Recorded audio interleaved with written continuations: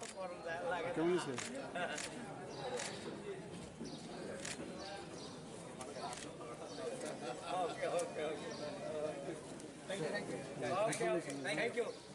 First of all मैं सबको धन्यवाद कहना चाहता हूँ कि इतनी छोटी नोटिस में आप आए, आपको थोड़ा इंतज़ार करना पड़ा। हम सब जानते हैं कि पिछले 1-2 दिन से एक हवा चल रहा है। बहुत लोग सवाल पूछ रहे थे। सुबल बाबू कांग्रेस में आ चुके हैं, प्रकाश दास जी आ गए हैं। उससे पहले हमारे 3 महिला लीडर्स ने ज्वाइन किया IPFT से।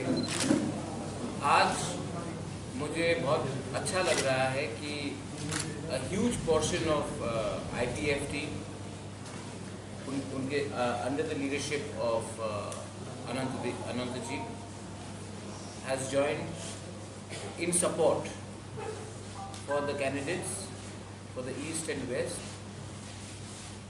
the Congress candidates, along with all our alliance partners, primarily on the condition that we are supporting the Citizenship Amendment Bill.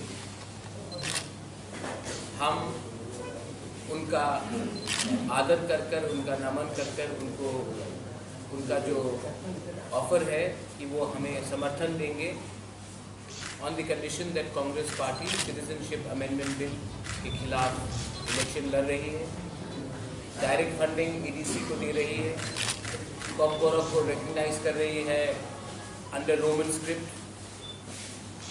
Forest bill के खिलाफ जो सुप्रीम कोर्ट का ऑर्डर आया था, फॉरेस्ट बिल के खिलाफ जो ऑर्डर आया था उसके अगेंस्ट हम जाएंगे सुप्रीम कोर्ट। EDC को डायरेक्ट फंडिंग करके सेंट्रल गवर्नमेंट के अंदर लाने के फंडिंग के लिए उसमें, और सबसे इम्पोर्टेंट कि सिटीजनशिप अमेंडमेंट बिल जो हमारे राज्य के खिलाफ है, हमारे देश के खिलाफ है, वो कंडीशन में अनंत जी उनके साथ उनके पूरे टीम पूरे त्रिपुरा से वो आकर उन्होंने कहा है कि वो हमें इस इलेक्शन में समर्थन देंगे, ओपन समर्थन देंगे। और उसका मैं अनंत बाबू को और यहाँ में पेचाटल से लीडर आए हैं, फाई से आए हैं, महिला के लीडर्स आए हैं। आने वाले दिन में और भी बहुत लोग ज्वाइन कर रहे हैं। मैं प्रेस को परेशान करते रहूँगा कि और लोग जब ज्वाइन करेंगे तो आपको मैं पहले इन्फॉर्मेशन दूँ।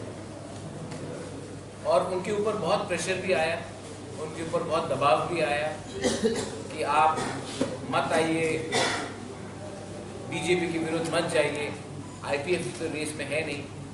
लेकिन उन्होंने under heavy pressure, under heavy duress, कभी भी उन्होंने जब अपना कमिटमेंट दे दिया कि वो आएंगे, तो उन्होंने आकर आज आपके सामने वो ओपनली प्रेस कॉन्फ्रेंस में उनको भी 2-3 शब्द कहना है।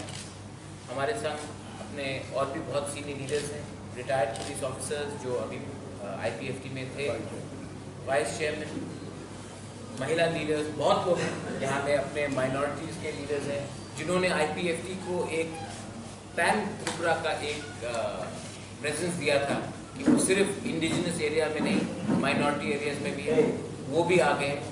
हमारे चकमा लीडर्स आए हैं। अब एक उनको भी बैठाने की जगह दे दीजिए। तो इसके बाद मैं कहना चाहता हूँ कि आप अनंत बाबू से सवाल पूछ सकते हैं, उनको जो कहना वो कह सकते हैं। थैंक यू सो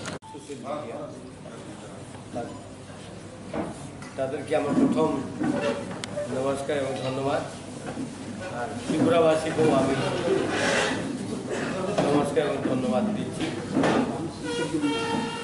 আমি কেন মহারাষ্ট্রকে সাপোর্ট করব এবং কিসের কারণে?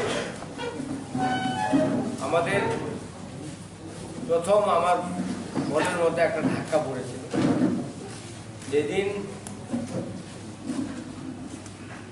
IPFT ত্রিপুরা ভন ডাকলাম 24 ঘন্টার জন্য। সেদিন 5 তারিখে, তখন 3 তারিখে আমাদের একটা মিটিং হয়। 3 তারিখের মিটিংয়ে আমাদের NCGর বাড়িতে মিটিং হয়।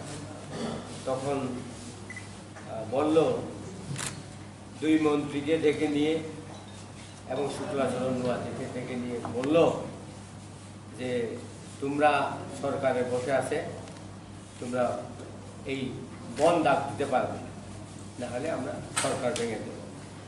এই একটা কমপ্লিট হওয়াতে ভাবছি 3 তারিখ আমরা যেদিন মিটিংয়ে বসছিল তখন মেম্বার কুমার জমাতিয়া আমাদের প্রেসিডেন্ট স্বয়ং বললো আমরা বন্ড ডেকেছি। 4 তারিখ 7টার সময় আমাকে হঠাৎ করে ডাকলো, খুব বিপদে আছি, অনন্ত তুমি আসো।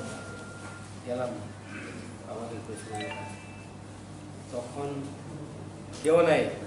তখন ওই বুদ্ধদেব বর্মা অফিস সেক্রেটারি এবং মঙ্গলদেব বর্মা আপনার জেনারেল সেক্রেটারি অফ IWFT আর টিউ গ্যাসের জেনারেল সেক্রেটারি, আমরা এই 4 জন ওখানে ছিলাম।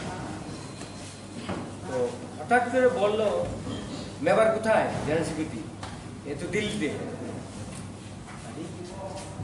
এত বড় একটা এই প্রোগ্রাম হচ্ছে, দিল্লিতে কেন?